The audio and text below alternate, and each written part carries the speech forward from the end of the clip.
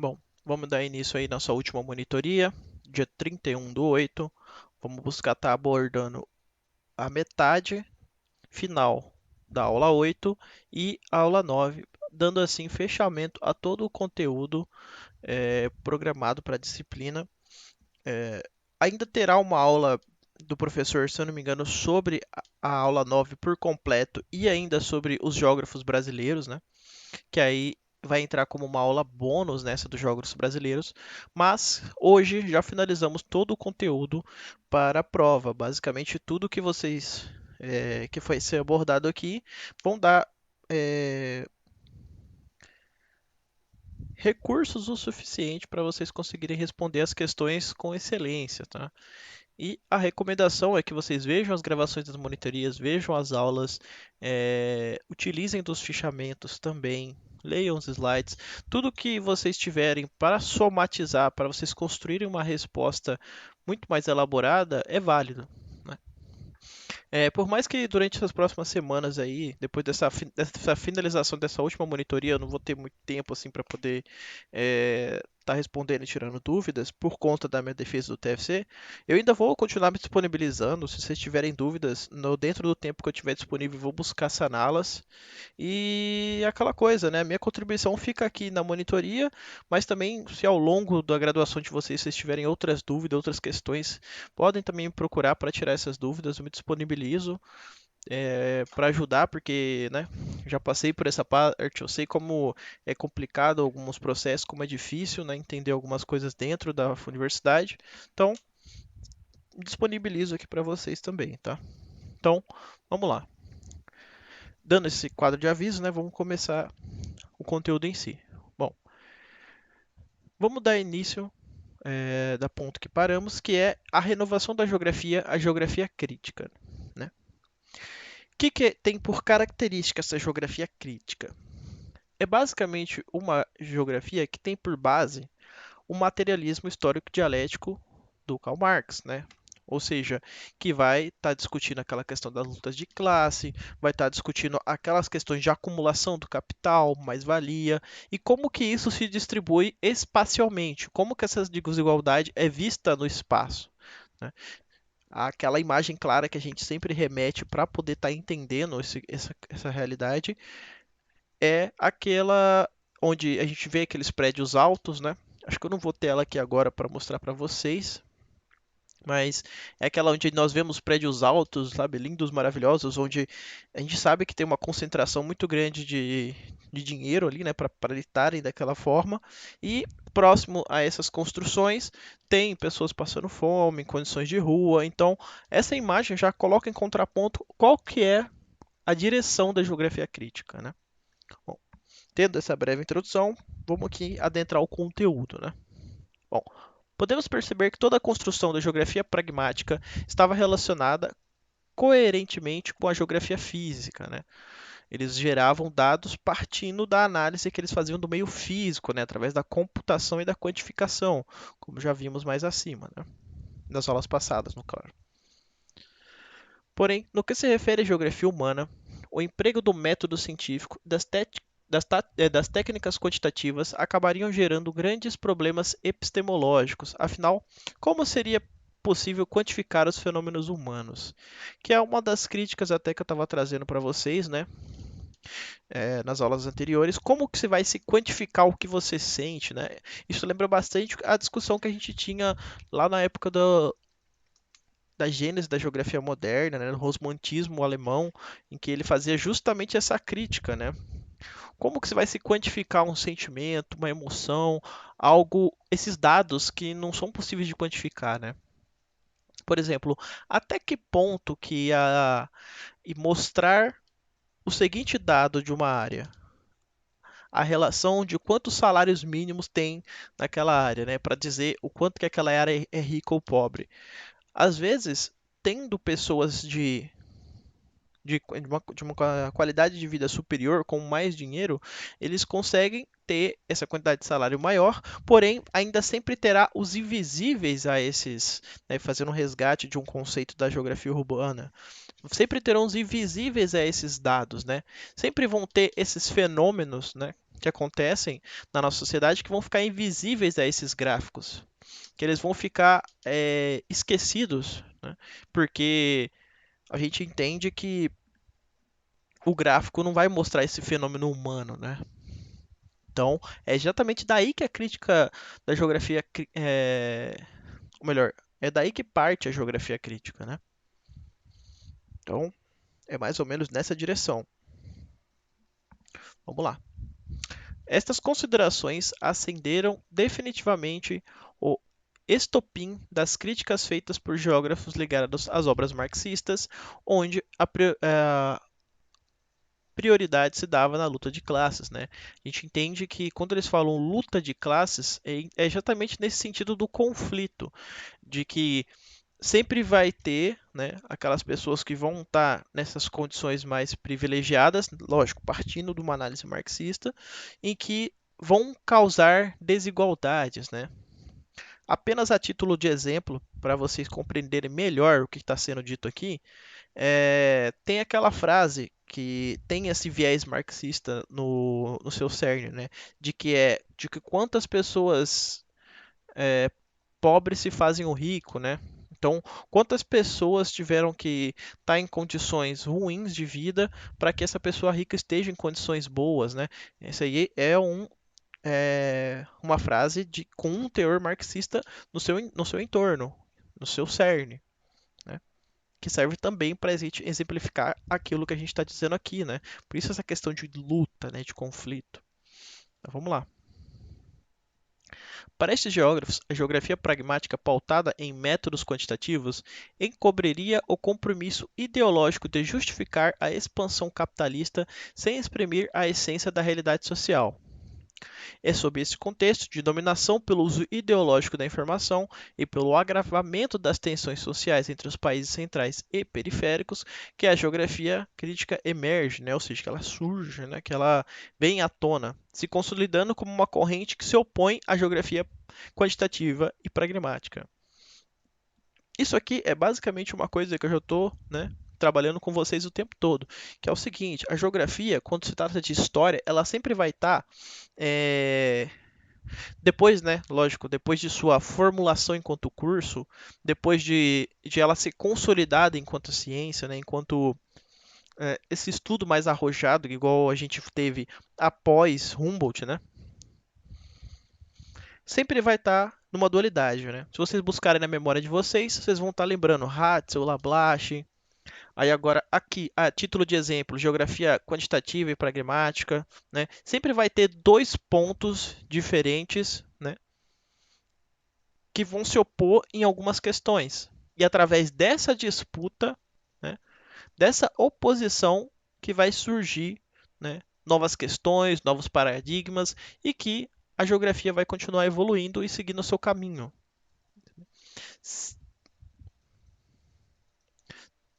Basicamente é isso, né? Eu quero que vocês sempre estejam resgatando o que já aconteceu antes, porque muito do que já aconteceu antes na geografia explica os acontecimentos atuais. Por exemplo, aqui nesse caso do conteúdo, a gente já viu esse embate antes, quando a gente estava vendo o romantismo alemão criticando a, ao viés puramente matematizado e pragmático do Descartes, do Newton, né, que eram os pensamentos dominantes na época. Eles criticavam justamente a mesma coisa que está sendo criticada agora, né? De como seria possível quantificar os fenômenos humanos, como que seria possível a gente fazer uma conta matemática para entender o sentimento de alguém, né? É mais ou menos essa a vibe. Então, partindo disso, a gente entende que o que está tendo aqui nesse período aqui é exatamente uma retomada, certo? Lógico, os moldes são outros, os contextos são outros e as histórias são outras, os protagonistas são outros, mas a discussão ainda é a mesma. A quantificação acontece, depois aparece, né, uma crítica a essa quantificação, né, entendendo que ela apresenta limitações, né? Porque é exatamente daí que surgem as novas perspectivas da geografia. É a partir dessa capacidade de visualização das limitações, certo? Vamos lá. O termo geografia crítica advém da postura crítica a toda a geografia existente, ou seja, tradicional e quantitativa. Os autores nesse período se posicionavam a favor de uma transformação da realidade social, absorvendo, portanto, o conteúdo político, né? Que é muito discutido dentro da geografia crítica.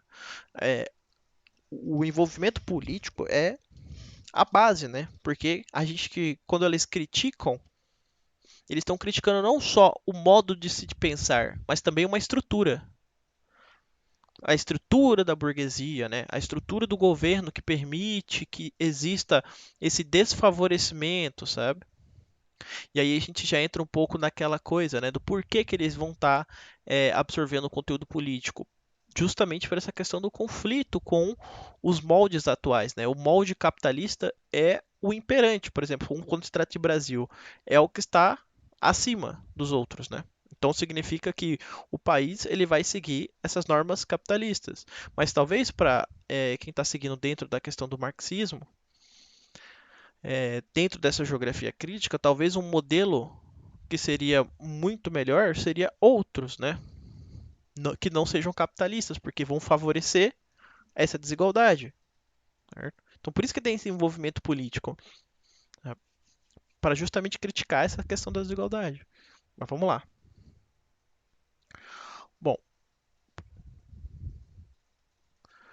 Bom, mesmo durante a ascensão do positivismo na geografia tradicional, no final do século XIX e início do século XX, Hatz e Lablache existiam geógrafos realizando outras leituras pautadas sobre as bases filosóficas, né? Durante estas bases filosóficas temos Hegel, que vai apontar que para entender a história do mundo temos que partir de uma análise dialética, né? Basicamente agora aqui ele vai estar, o professor aqui vai estar dialogando para a gente como que acontece esse materialismo histórico dialético, né? Quem são as bases, que no caso Marx ele vai pegar algumas ideias do Hegel, né?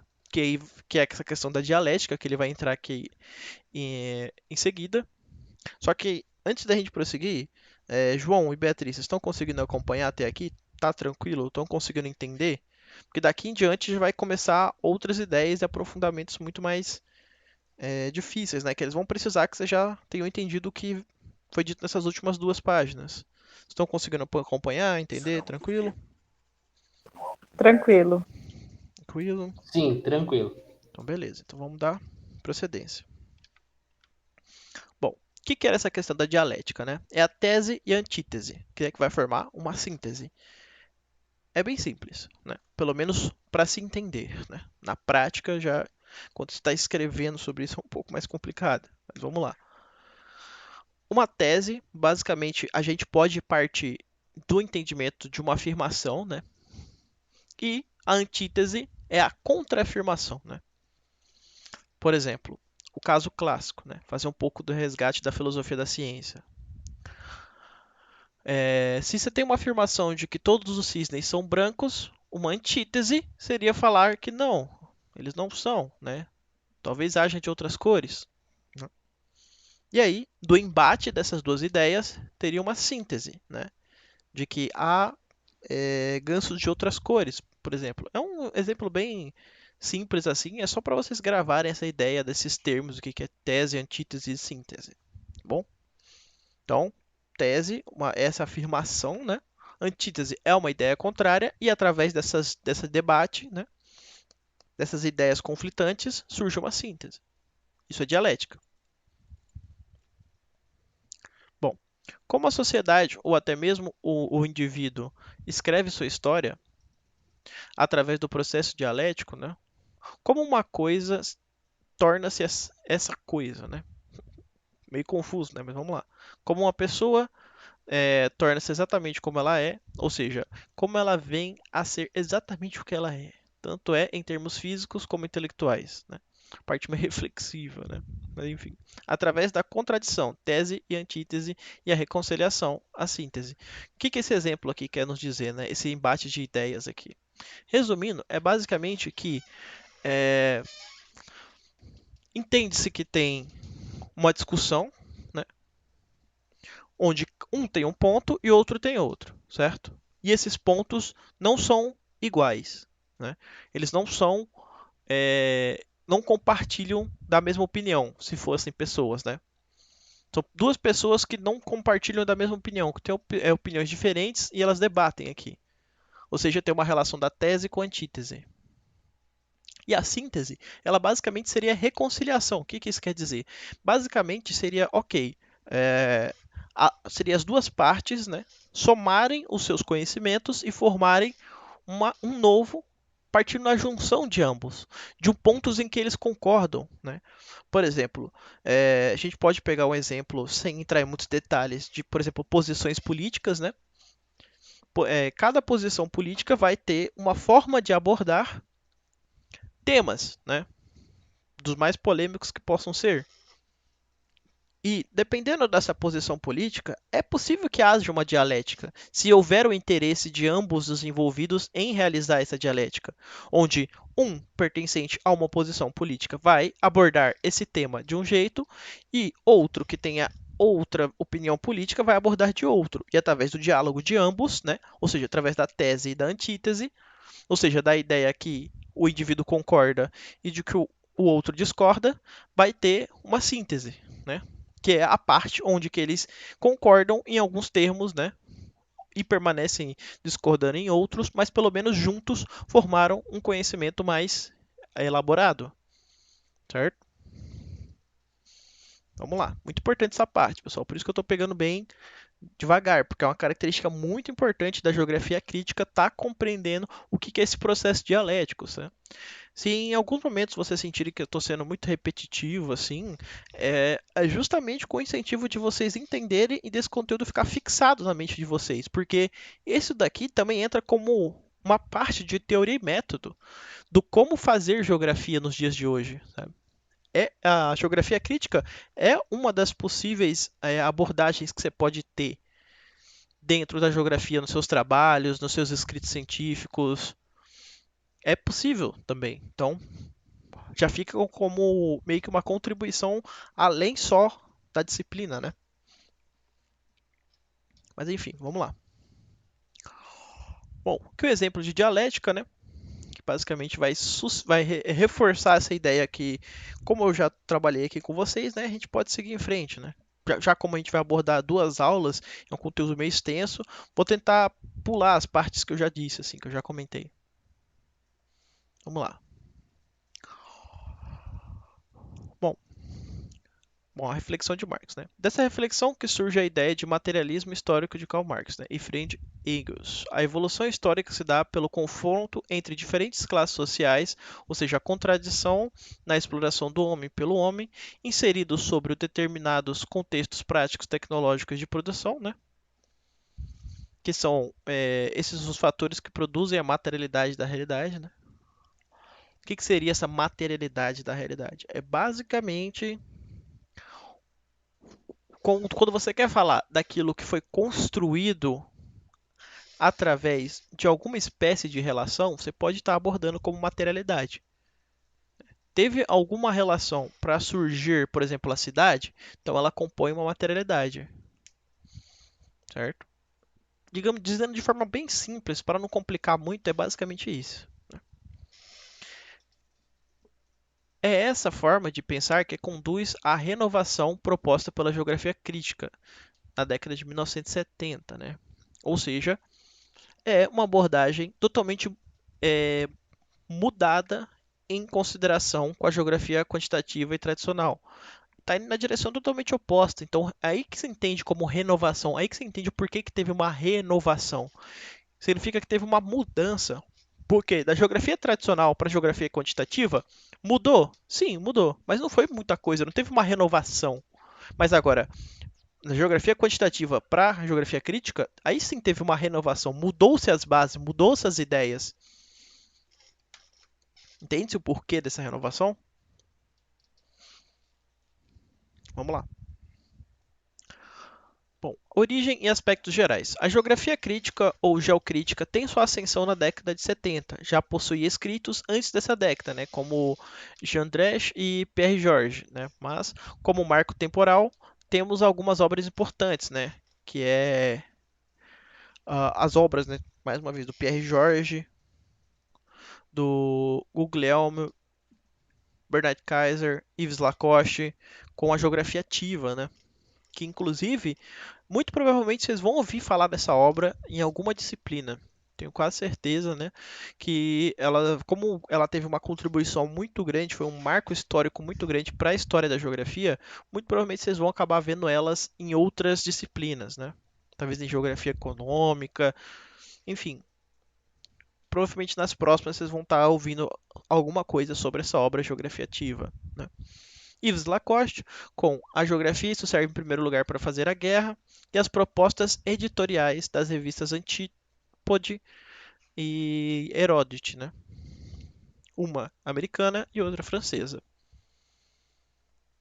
Bom, pode-se dizer que os pressupostos básicos dessa revolução ou construção do saber geográfico eram a criticidade e o engajamento. Por criticidade se entendia uma leitura do real, isto é, do geográfico, que não omitisse as suas tensões e contradições, que ajudasse, enfim, a esclarecer a espacialidade das relações do poder e da dominação. Mais uma vez, isso daqui é base do discurso dentro da geografia crítica, que é falar dessa questão das relações de poder e de dominação, porque para um geógrafo crítico, ele sempre vai estar buscando enxergar a dualidade nas coisas, é, principalmente quando se trata dessa coisificação que tem no meio social, né? O que isso quer dizer? Quando se está se abordando um estudo sobre, por exemplo, mais uma vez na mesma questão, sobre quanto se ganha de salário em um determinado bairro, né? Quanto que é a média das pessoas, né? A média salarial, dentro de um geógrafo crítico, ele vai estar fazendo essa disputa, né? Beleza, ele pode partir desses dados que a gente entende que é um valor neutro, mas o discurso dele vai ser muito provavelmente diferente de alguém que faz uma geografia quantitativa.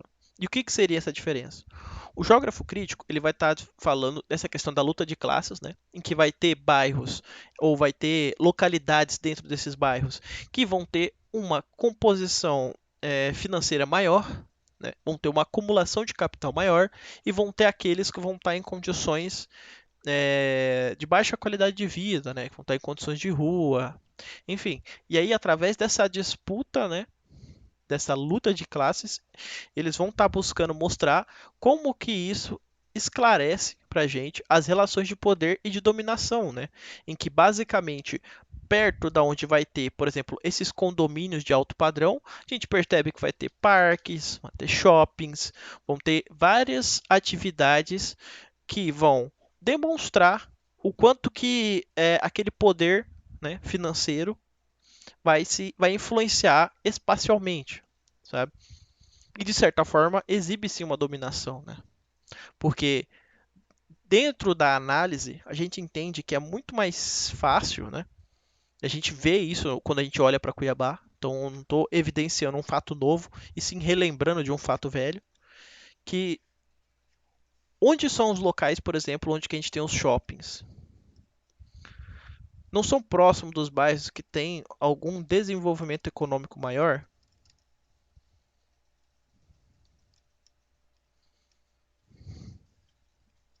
Isso é uma coisa a se pensar, né? Então a gente entende que tem uma relação de dominação. Não é uma coisa simplesmente por acaso, né? Existe essa relação econômica. E é justamente por aí que a geografia crítica parte das suas ideias. Ela analisa esses fatos. Vamos dar continuidade.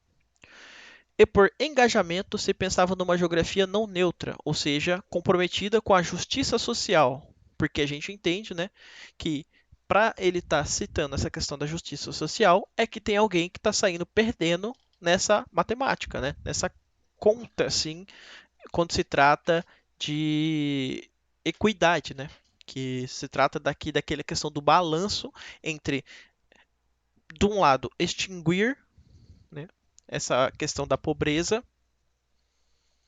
e diminuir essa questão da acumulação, né, do capital por outros. Porque entende-se que se um tem muitos, né, muito além do que precisam para viver, ou enquanto isso, outros têm poucos, né, ou praticamente nada para se viver. Então, a ideia seria justamente nessa justiça, né, nesse equilíbrio, né, nessa balança, né? Vamos lá. Com a correção das desigualdades socioeconômicas e das disparidades regionais, que é o que eu estou dizendo para vocês aqui, né? Bom, a produção geográfica até então dizia-se via geografia crítica, embora admitindo exceções. Reclus, Kropotkin, né, que a gente viu que é da geografia anarquista, né, igual a gente viu nas aulas anteriores. Bom, ele sempre teve uma pretensão à neutralidade e costumava deixar de lado os problemas sociais e até mesmo ambientais, na medida em que, em grande parte, eles são sociais, né? Isso aqui é um passo grande muito importante. Você está considerando o meio, as questões do meio ambiente como pertencente à parte social, porque basicamente, antes desse movimento crítico, o que estava sendo visualizado? Uma mera quantificação do meio, como se o ser humano não fizesse parte desse meio, sabe? Como se ele virasse um número, um dado. Sabe? Então, é importante esse avanço aqui, muito importante para quando a gente também está tentando entender como que se deu a mudança de pensamento sobre natureza, né? A mudança da interpretação sobre a natureza, né? E questões ambientais. Então, mais um ponto aqui para vocês estarem pensando também, levando para o longo da graduação de vocês e que provavelmente vocês vão estar lembrando também quando outros professores disserem essa mesma questão ambiental, né? De como que foi importante essa geografia crítica para relembrar o quanto que é necessário a gente fazer a manutenção do meio ambiente, né? Vamos lá.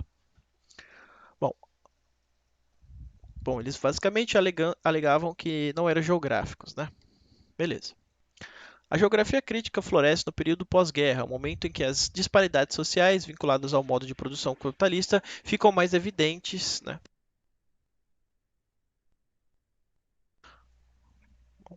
A geografia crítica, nesse sentido, tinha como proposta executar um tipo de análise que colocasse à descoberta as contradições do modo de produção capitalista, né? Vale ressaltar, mais uma vez, que a crítica é também, né, a essa parte política, que é o modelo de produção capitalista. É a principal base para toda a elaboração dessa crítica, né? É a parte onde eles vão pegar como eu posso dizer, como munição para eles argumentarem, sabe? Como base para eles argumentarem. E com qual objetivo, né? De denúncia de realidades espaciais injustas e contraditórias, né? Só lembrar do exemplo que a gente já está dando. Áreas com grande especulação imobiliária, por exemplo, áreas com grande acúmulo de capital, enquanto tem áreas que basicamente não tem água ou não tem luz, enfim, que estão em condições de baixa, né, digamos no sentido espacial, de baixa justiça, né, ou seja, que estão espacialmente injustas, né? Enfim, mais uma vez, né, pessoal, só repetindo para ficar bem claro na cabeça de vocês. Bom, tratava de explicar as regiões mostrando não apenas as formas, mas também as contradições sociais aí contidas, né? Ou seja, a miséria, a subnutrição, as favelas, enfim, condições de vida de uma parcela da população que não aparecia nas análises tradicionais nem nas análises quantitativas, que era igual eu disse, dei o exemplo dessa questão do salário por bairro, por exemplo. Sempre vão ter essas pessoas que elas vão estar sendo excluídas dessa quantificação, vão ficar invisíveis. Já a geografia crítica vai mostrar essas pessoas que estão invisíveis a esses dados. Essas pessoas que precisam desse suporte, que precisam dessa relevância, né? Pensando justamente nessa questão da justiça social. Né? Observação: boa parte dos primeiros trabalhos críticos ainda tem como método a descrição, e é ela quem denuncia os problemas da sociedade. Né? Vamos lá. Pierre George talvez tenha sido o autor que mais se destaca nesse movimento e introduziu conceitos marxistas na discussão geográfica. Ele tenta conciliar a metodologia de análise regional com o instrumental, conceitual do materialismo histórico. Assim, discute as relações de produção, as relações de trabalho, a ação do grande capital produtivo, etc., em suas análises regionais. Né? Ou seja, ele vai introduzir o, o materialismo histórico criado pelo Marx, né, nas análises regionais. Vale citar, não sei se o professor vai colocar aqui, mas quem faz isso, né, e tem umas bases mais atualizadas é o David Harvey se eu não me engano, A Produção Capitalista do Espaço, acho que é o nome do livro dele, se eu não estou enganado. Eu já recomendei em outras monitorias também. O pessoal pode conferir também. Que é quem já vai estar fazendo essas bases mais atualizadas, né? Então vamos lá. Yves Lacoste, é, que basicamente formulou a crítica mais radical dentro da geografia, que basicamente nesse livro aqui, né, isso serve primeiro, a geografia isso serve em primeiro lugar para fazer a guerra. Lacoste argumentava de que o saber geográfico manifesta-se em dois planos: a geografia dos estados maiores e a geografia dos professores, né? Para ele, primeiramente, sempre existiu ligada à própria prática do poder. Todo conquistador sempre teve um projeto em relação ao espaço, assim como o Estado e a mais atual, as grandes empresas monopolistas. Bom, a geografia dos estados maiores seria feita na prática, ao se estabelecer estratégias de ação no domínio da superfície terrestre, ou seja, sempre vinculado à gestão do poder. Né? Ou seja, mais uma vez, a gente sente aquela questão da relevância que tem as relações de poder e as relações de dominação.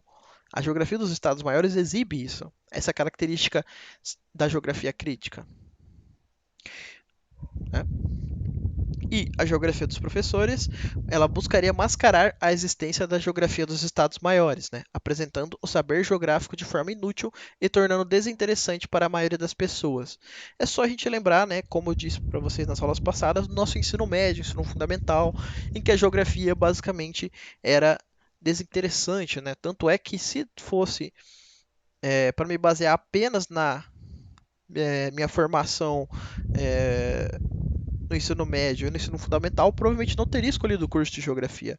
Porém, eu indo além, né, conhecendo outros professores, vendo como que esses professores entendiam a geografia, aí sim que eu fui compreendendo que realmente existe essa geografia dos estados maiores e a geografia é algo muito mais amplo e algo muito mais arrojado, algo que discute várias questões e que consegue basicamente dialogar com qualquer área do estudo, né?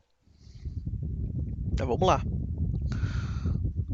Bom, aqui, ó. Professor, deixa um exemplo do que eu acabei de dizer para vocês. Quantos de vocês não tiveram que decorar capitais, regiões, rios de determinados lugares, por exemplo, né? Bom, importante destacar que Lacoste quem vive a obra de Leiclos. Beleza. Bom, essa questão das revistas aqui, basicamente vai ser para ainda caracterizar ainda melhor, sabe? Isso que tô dizendo aqui para vocês, que basicamente essas características de uma geografia que está deixando de lado suas bases quantitativas, né? Basicamente, isso aqui é um exemplo, né? Esse aqui é uma como está escrito aqui, é uma publicação de uma dessas revistas que vai deixando claro para a gente aqui o abandono, né? Ou melhor, a tomada, que no caso, literalmente nesse sentido, da geografia, que entendida aqui como a mulher desnuda, retirando desses moldes quantitativos da geografia tradicional e quantitativa e levando para uma geografia que vai estar estudando mais as realidades, sabe? Vai estar estudando mais o mundo como ele é, né? Pelo menos dizendo nesse sentido. Se vocês quiserem entender melhor essa imagem e entender melhor qual foi a relevância dessas revistas, vocês podem estar dando uma lida aqui nesses últimos três, não melhor, nesses últimos cinco, seis slides, né? Que basicamente eles vão estar destacando essas imagens, sabe? Vão estar detalhando melhor para vocês como que se deu essa geografia crítica, né? Mas o principal, lógico, sendo um pouco mais reduzido pensando em não deixar a aula tão grande assim para vocês, eu acho que para geografia crítica, esses dados que eu apresentei para vocês aqui são suficientes para responder, né, a questão da prova sobre isso. E, mais uma vez, respondam essas questões de fixação, porque elas são importantes para vocês estarem acompanhando e conseguindo edificar e solidificar todas essas ideias que estão sendo trabalhadas nas aulas e nas monitorias, certo? Vamos lá. Indo para a aula 9 agora. Ainda nessa questão da renovação da geografia, a geografia humanista, né? Bom, antes de começar, João, Beatriz, estão conseguindo acompanhar? Tá tranquilo? Estão conseguindo entender o que foi essa geografia crítica? O que é quanto que ela foi importante? O que ela criticava?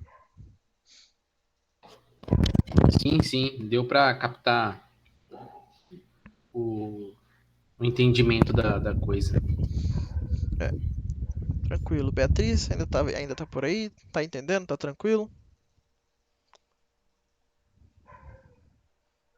Bom, tudo bem, ela deve ter saído. Mas enfim, o importante, pessoal, é que vocês entendam que o porquê que eu sou tão repetitivo assim, às vezes fica até meio chato. Porque a intenção é justamente deixar a ideia o mais clara possível na mente de vocês. Porque quanto mais clara essa ideia ficar na mente de vocês, mais fácil vai ser para vocês lembrarem dela depois. Porque provavelmente durante as outras disciplinas que vocês forem ter, vocês vão estar relembrando desses conceitos, vão estar ouvindo essas ideias novamente e vão estar conseguindo assimilar muito mais facilmente o que vai estar sendo entendido.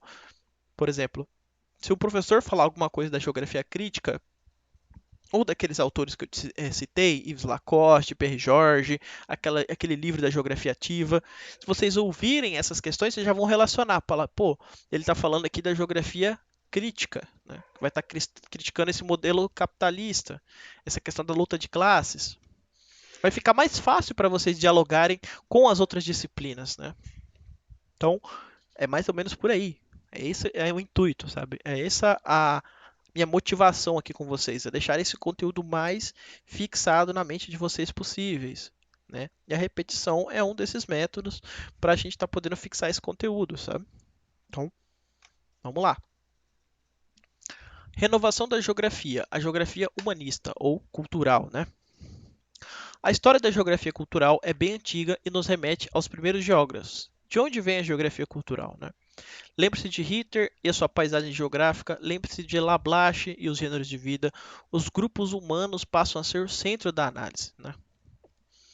Vocês lembram daquela questão que eu conversei com vocês aqui do Ritter, de que ele vai fazer um estudo das paisagens históricas para tentar entender o ser humano, né? Aí passava de ser uma paisagem para entender a natureza, e entender o ser humano dentro dessa natureza, né? Por mais que no Ritter ali seja o mesmo método ali do Humboldt, o foco vai ser diferente.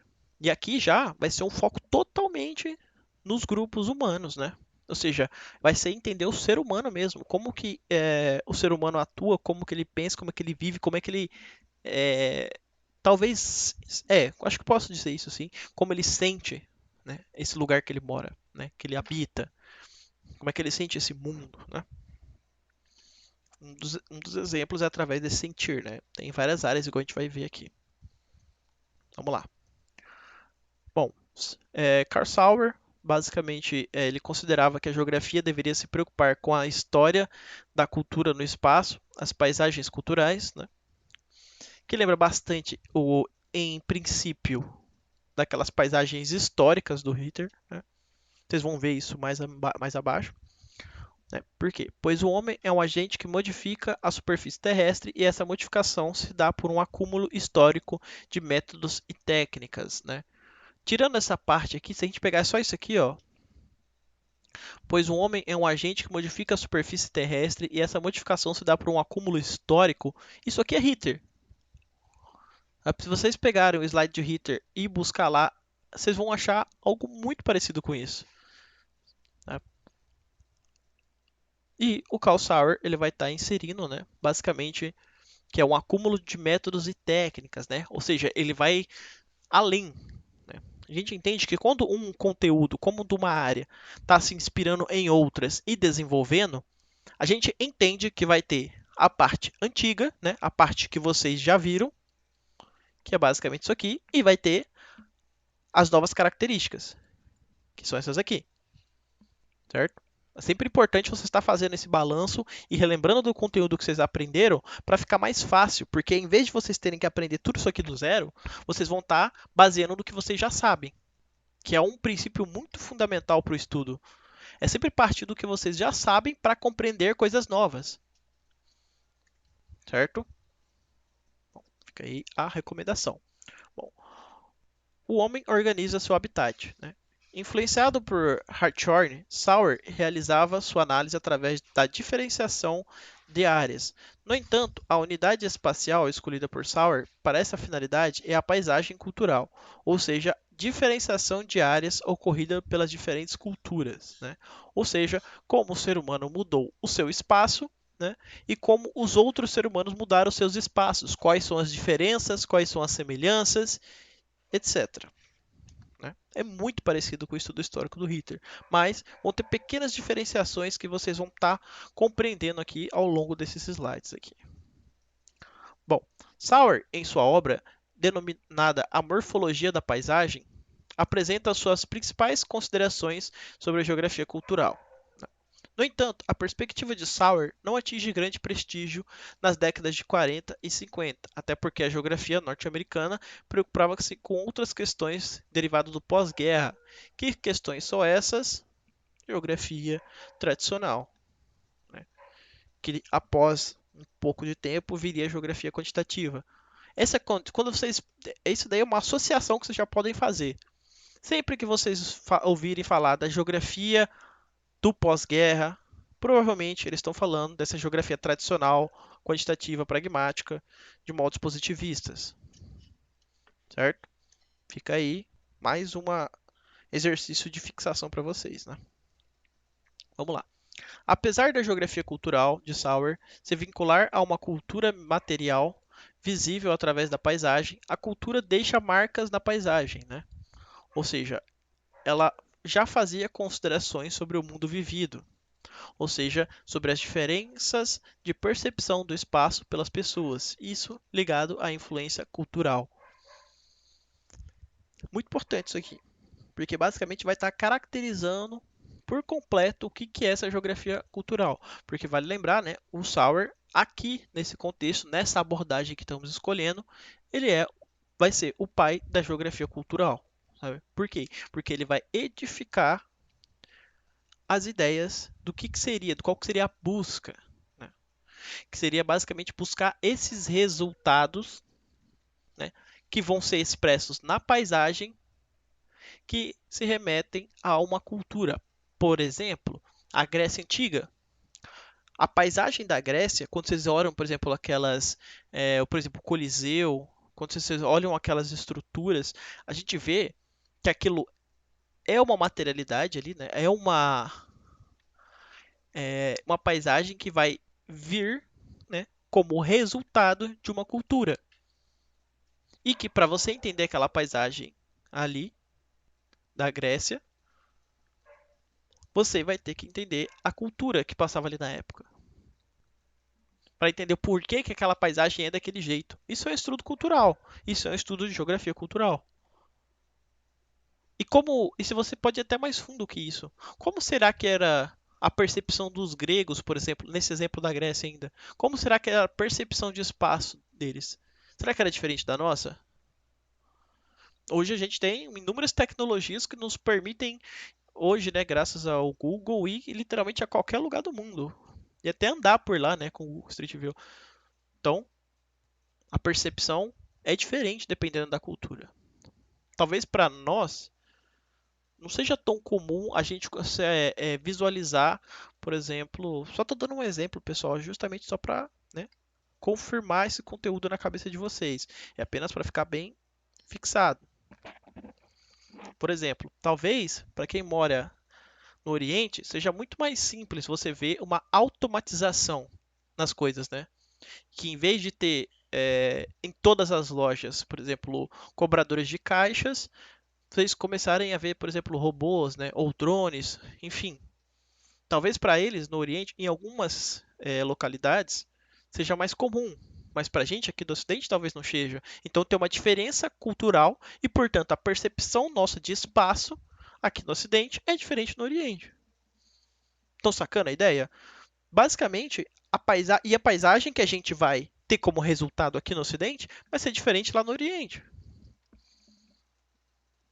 Talvez para a gente seja muito comum, por exemplo, ver uma cesta de frutas, mas já para algumas cidades do Oriente, nem tanto. Né? Tanto é que em algumas cidades do Oriente, um dos maiores presentes que você pode dar para alguém é uma cesta de frutas, né? Porque lá é caríssimo, entendeu? Então, são mudanças culturais que mudam a paisagem, mudam suas relações, mudam a forma como as pessoas interagem. Isso que a geografia cultural vai estudar. Como que essas mudanças, como que essas percepções pelo espaço são diferentes, sabe? O que que elas mudam, sabe? Tranquilo? Tá conseguindo acompanhar, João? Beleza, tô sim. Essa parte entra a questão também, então, da análise do ser humano, antropológica mesmo, né? É um pouco sim, remete um pouco sim ao um estudo antropológico, é uma boa relação, sim, relacionar com a antropologia, porém o estudo vai mais nas características hereditárias, assim, características que vieram de outras, de pessoas que vieram antes, sabe? A gente entende que o que a gente está enxergando agora foi constituído por outras pessoas. Por exemplo, se você se muda para uma casa nova, você pode não ter edificado aquela casa, né? Mas você vai estar dentro daquela percepção daquele espaço. Mas aquele espaço vai ter sido constituído por outras pessoas que vão ter outras culturas, sabe? E vão ter outros gostos, enfim.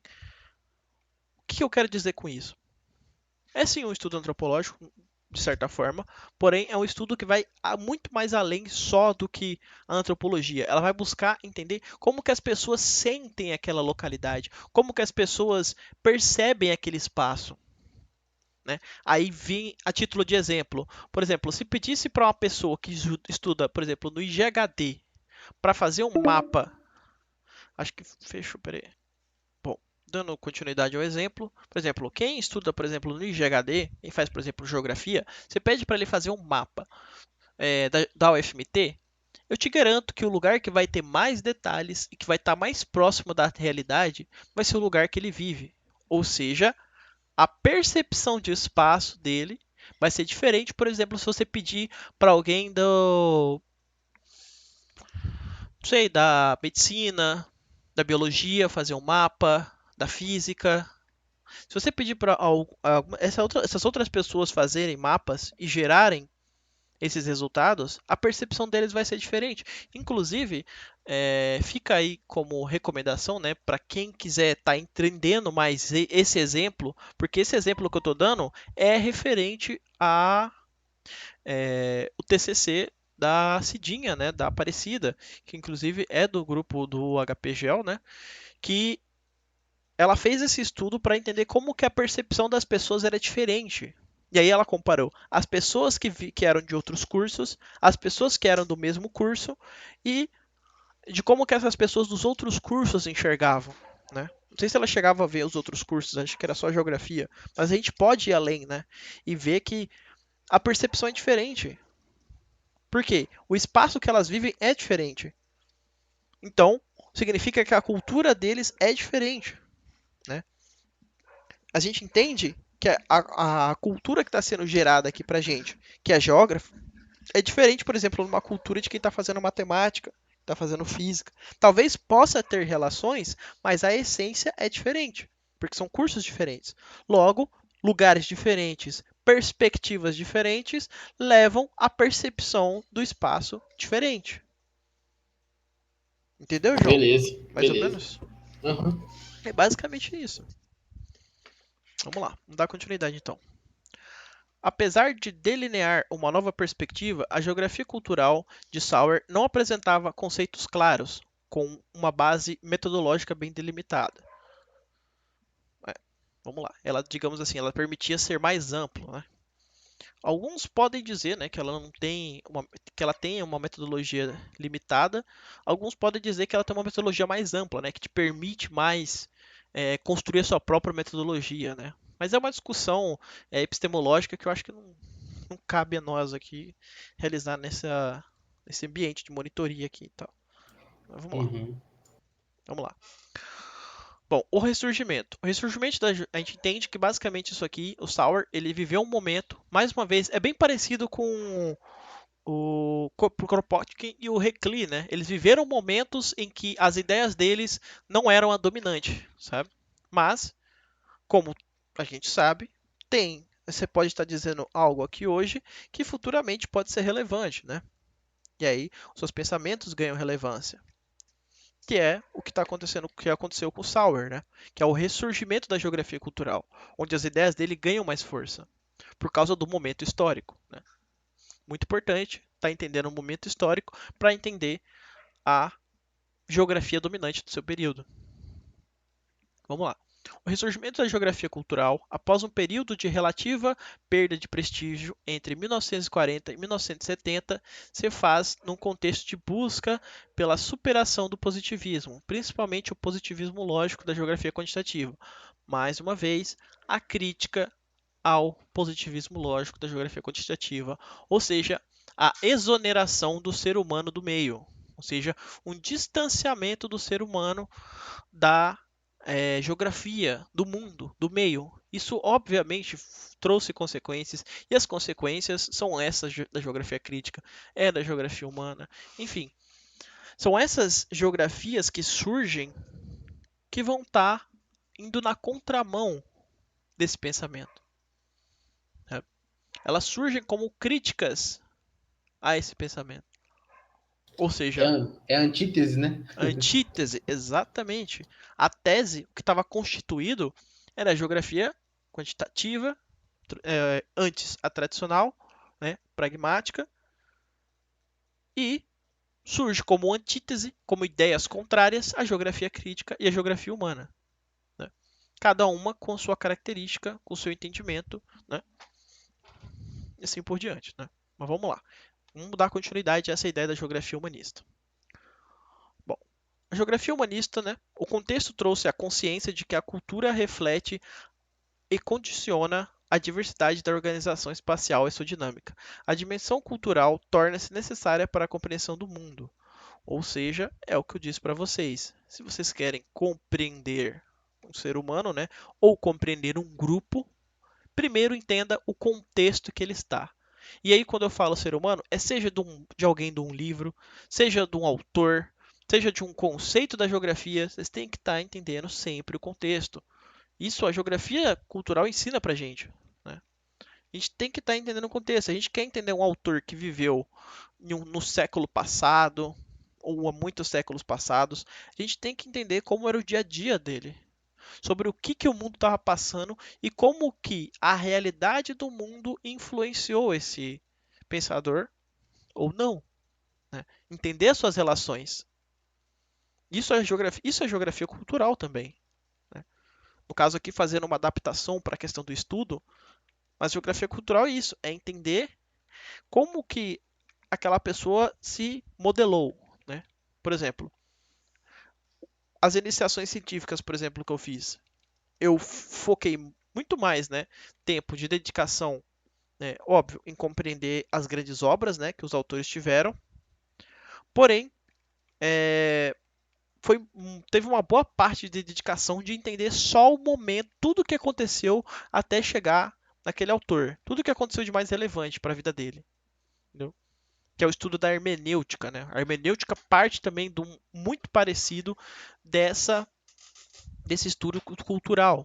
É entender o momento que está se vivendo aquele autor, né? Ou aquele conceito, ou aquela obra. Geografia cultural é mais ou menos nesse sentido, é entender tudo o processo histórico, cultural que aconteceu naquela área para ela ser do jeito que é. Para as pessoas daquela área serem do jeito que são e interpretarem é, aquilo da forma que elas estão interpretando. Por exemplo, para nós que temos uma noção de conservação ambiental, a gente chegar numa área degradada, aquilo vai gerar um certo incômodo da gente. Ou numa área que está sendo poluindo o meio ambiente. Vai gerar um certo incômodo. Mas talvez para quem more lá, a perspectiva seja diferente. Porque a construção cultural foi diferente. Talvez jogar esgoto no rio para eles não seja tão ruim assim. Ou fazer a remoção total de uma mata ciliar que esteja ali atrapalhando eles a construir alguma coisa, talvez não seja tão ruim. Na perspectiva deles. É por isso que é interessante esse escudo cultural, porque ele começa a perceber essas diferenças, para entender como que as pessoas se relacionam diferente em cada lugar do mundo, sabe? Em cada localidade. Mesmo pertencendo ao mesmo estado, ou às vezes pertencendo à mesma cidade, sabe? Porque as perspectivas são diferentes. Né? É entender essa cultura, entender esse histórico. Bom, Bom, em síntese, passou a prestar novamente atenção a Ritter, Lablache e Sauer, no entanto, visando romper com as perspectivas positivistas desses autores. Né? Beleza. Em seu ressurgir, a geografia cultural é marcada em maior ou menor grau por várias influências. Né? Primeira, pela geografia cultural que antecedia Sauer, né? Ou seja, isso no ressurgimento. Né? O ressurgimento teve por base o Sauer, pelo materialismo histórico dialético e pelos autores da fenomenologia, que define a geografia humanista. Né? Vale lembrar que a fenomenologia é basicamente querer entender a realidade do outro partindo da perspectiva dele. O que seria o estudo fenomenológico? Agora falando um pouco de teoria e método da geografia.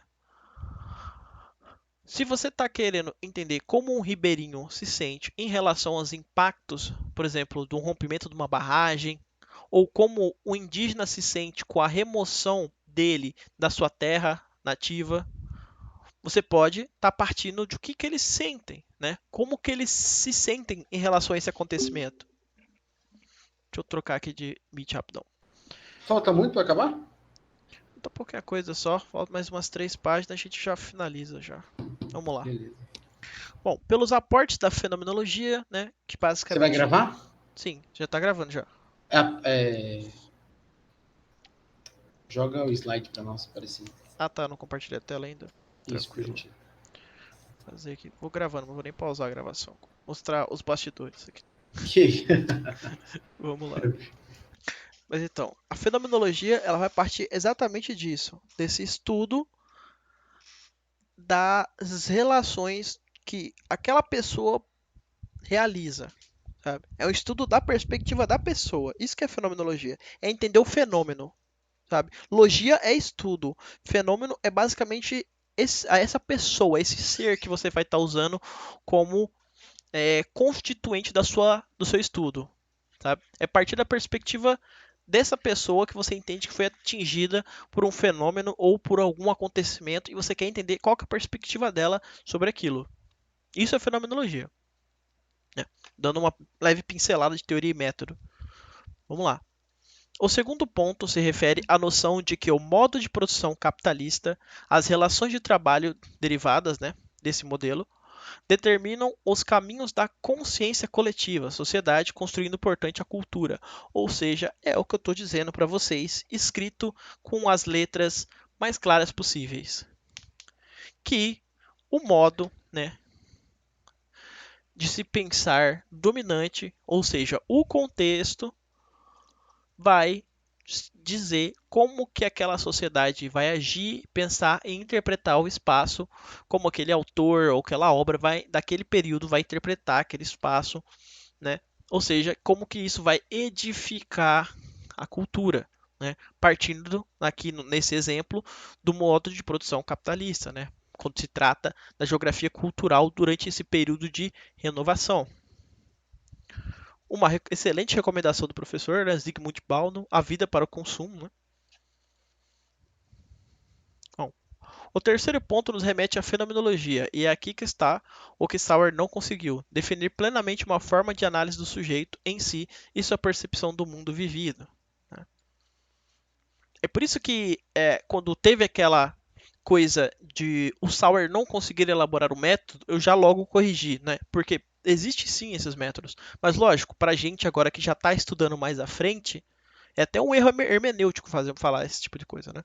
Quando você usa dos seus conceitos atuais e da sua realidade para tentar entender a do outro. Por exemplo, você analisar um autor lá da década, sei lá, de 1800. Você chegar e falar que ele era machista ou que ele era qualquer coisa assim. Isso é um erro hermenêutico de interpretação, né? Isso é um erro conceitual, porque naquele período não existia isso.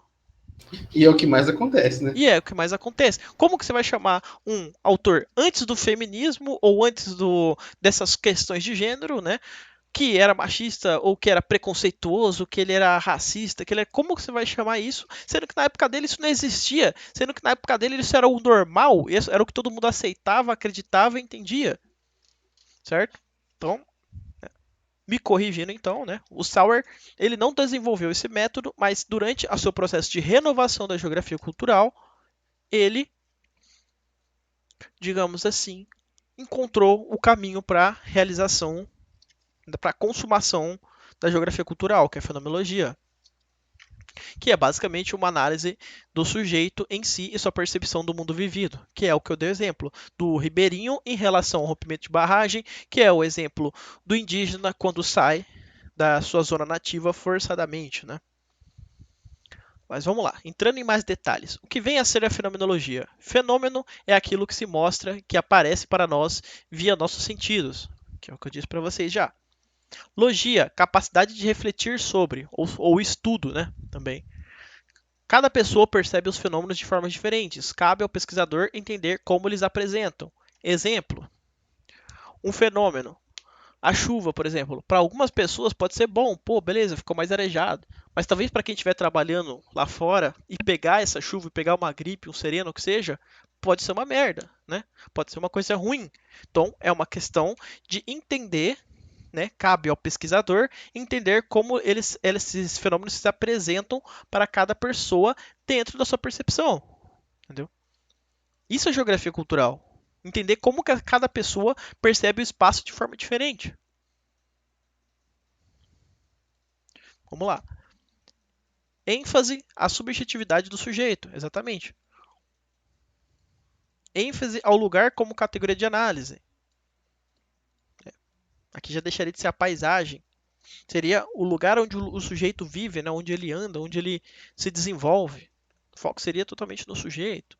E aí aquela coisa, quando você está fazendo um estudo, né? Agora, mais uma pincelada de teoria e método. Quando você está fazendo um estudo, por exemplo, você quer falar das pessoas que foram atingidas por algum fenômeno, a fenomenologia é o melhor tipo de acesso dentro da categoria lugar. Porque é aquela coisa, um sujeito, ele não vai viver dentro de uma paisagem, a pessoa não vai viver dentro de um quadro ali.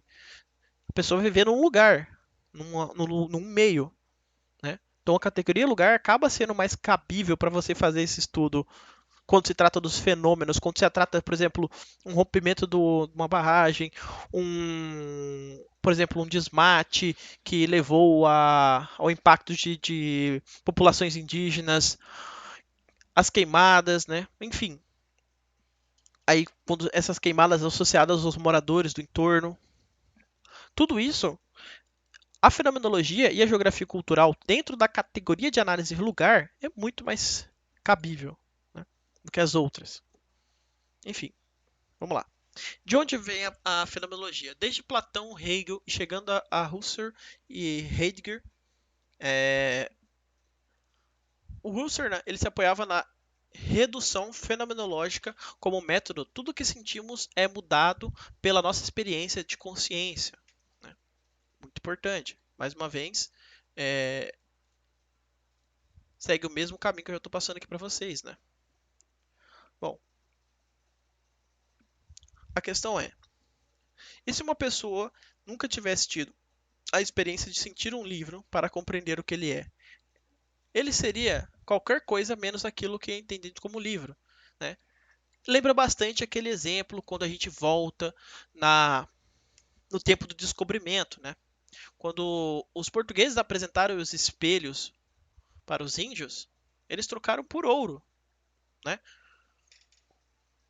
Por quê? Eles não, naquele momento, naquela experiência, é, os indígenas não sabiam o que era aquilo, sabe? E a experiência Sim, deles com aquele espelho é totalmente diferente da experiência dos portugueses. sim. Então, é mais ou menos por aí que entra a fenomenologia. É O entender espelho era alguma coisa nova para eles, né? exatamente, era uma coisa que eles nunca tinham visto, nunca tinham tocado, nunca tinham entrado em contato. Então, a Uhum, experiência deles foi totalmente diferente, por exemplo, da experiência dos portugueses, que tinham contato com o espelho desde sempre, né? Desde, enfim, tinham com mais frequência, por assim dizer. uhum, Bom, portanto, o interesse da fenomenologia não se dá em relação ao mundo que existe, mas sim ao mundo como o conhecimento do mundo se dá. Ou seja, é aquela coisa que a gente lembra até um pouco de Hatzel, de Lablache, né? Que até foi até citado mais em cima ali, em alguns slides acima, que é como o mundo influencia o ser humano, né?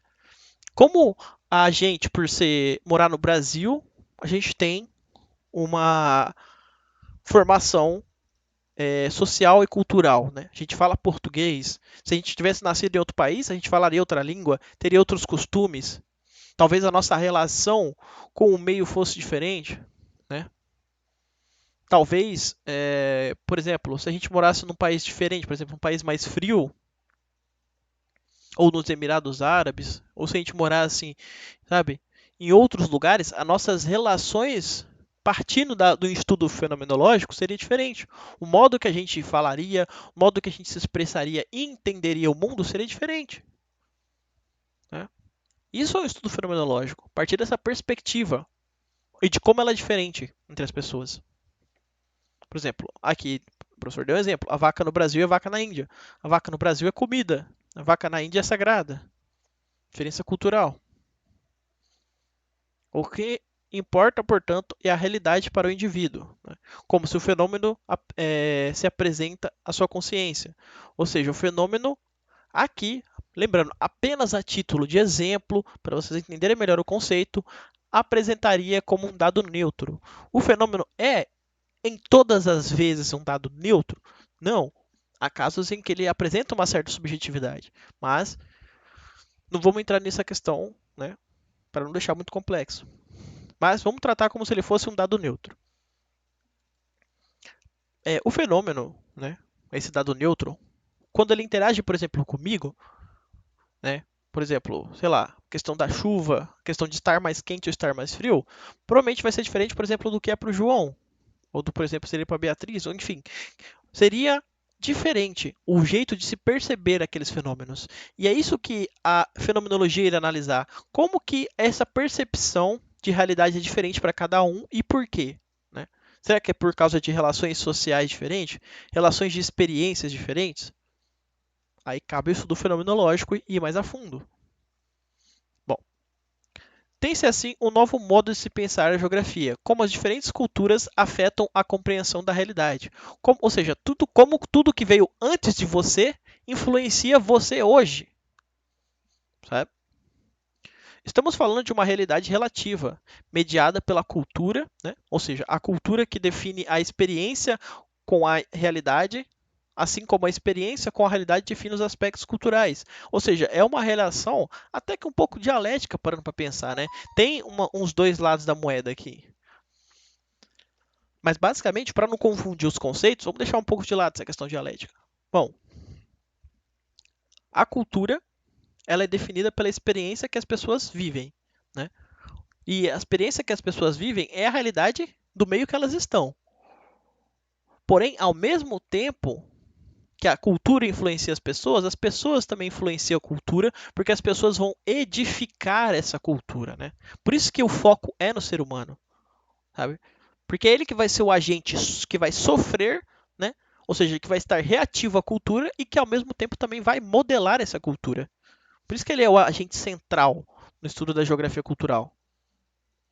Bom, é sobre esse contexto que é lançado em 1980 o livro Topofilia, de Yves Tuan. Esta obra enfatiza as experiências, os sentimentos, ou seja, a busca em compreender como se dá a compreensão das pessoas sobre o ambiente que habitam. A geografia humanista procura o entendimento do mundo humano através do estudo das relações das pessoas com a natureza, do seu comportamento geográfico, bem como dos seus sentimentos, ideias e despeito do espaço e do lugar. Está aí um excelente conceito do que seria essa geografia humanista. Perfeito. É isso. Né? Bom, aqui, né, seria a pessoa dentro do meio e como e através de quais são as vias de acesso à relação, né? Eu não vou entrar muito nesse exemplo para não deixar muito complexo, né? Para o conceito ficar mais simples na ideia de vocês. Mas vocês podem dar uma lida aqui nessa referência desse texto para leitura, é muito bom para quem quiser entender melhor essa categoria, essa metodologia de se fazer geografia, né? Assim como a geografia crítica e a geografia cultural também se apresentam como um método atual de se fazer geografia, né? Então fica a recomendação e aqui são os exercícios de fixação que eu recomendo que façam todos aqui, desde da aula 6 até a aula 9, revisem, porque vai ajudar e muito vocês a fazerem a prova.